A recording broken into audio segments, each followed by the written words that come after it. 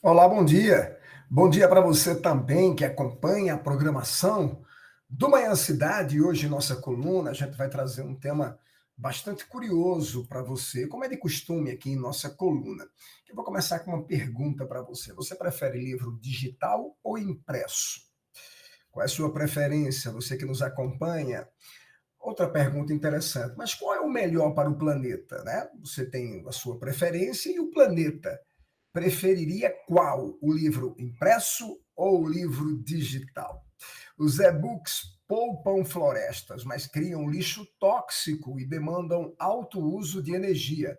Os livros de papel, por sua vez, advêm das fontes renováveis, embora milhões de cópias produzam pegadas de carbono significativas. Veja que dilema, minha gente. Os leitores de livros impressos e digitais e os ouvintes dos audiolivros gastarão quase 174 bilhões de dólares, cerca de 862 bilhões de reais, até 2030, com cerca de 4 milhões de títulos lançados a cada ano. Eles têm uma liberdade de escolha privilegiada. Mas quais os impactos de toda essa leitura sobre o meio ambiente e o clima? Devemos fazer a transição do livro impresso para o digital pelo bem das florestas e para evitar o aquecimento global? E aí? Os dois formatos possuem suas vantagens e suas desvantagens. Vamos conhecer um pouquinho os prós e os contras do livro impresso?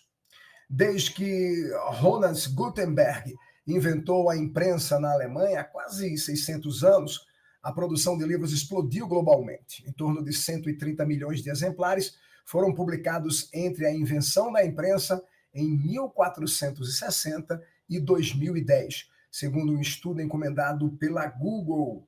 Todo esse conhecimento e narrativas de histórias resultaram em avanços para a humanidade. Por outro lado, a produção de livros também ceifou inúmeras árvores de florestas que dão suporte à vida selvagem, produzem oxigênio e ajudam a armazenar o carbono, que, quando liberado, induz as mudanças climáticas. A editora Penguin Random House, que é o UK, que imprime anualmente cerca de 15 mil títulos, garante que passou a usar papel sustentável nos tomos lançados em nome da empresa.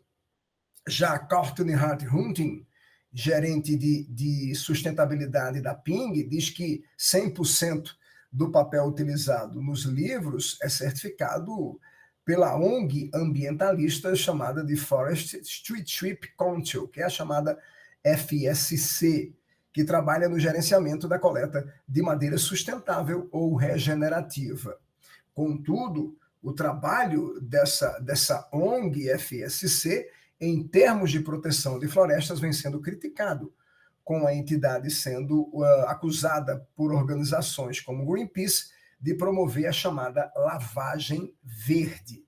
Ainda segundo Hunt Hunting, ele reconhece que mais de 70%, veja que percentual elevado, 70% do impacto climático gerado pela Ping vem de gráficas e usinas de celulose.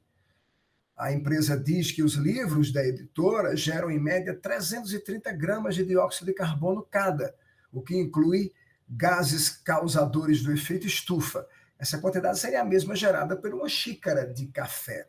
Esses dados equivalem a todo o ciclo de produção de uma unidade, incluindo a eficiência do maquinário, o uso de energias renováveis, tipos de tinta e o transporte das gráficas até os armazéns e os consumidores. Vamos ver agora os prós e os contras dos livros digitais. O benefício ambiental imediato dos equipamentos de leitura de livros eletrônicos é a capacidade de armazenamento de milhares de livros sem a utilização de papel. Isso não apenas poupa as florestas. Somente nos Estados Unidos, para você ter ideia, gente, são derrubadas anualmente 32 milhões de árvores para a impressão de livros, como também evita enormes gastos de energia no processamento da madeira para a fabricação do papel. A chamada poupação da madeira representou 6% do consumo total da energia industrial global em 2017, segundo a Agência Internacional de Energia. Outra vantagem é o fato que os livros digitais não precisam ser enviados através de encomendas, uma vez que podem ser diretamente baixados nos equipamentos de leitura, né? Esses aplicativos que você baixa livro. O principal leitor de livros digitais no mercado é o Kindle, né, gente, da Amazon. Mais de 487 milhões de e-books, que são os livros digitais, são vendidos anualmente através desse equipamento.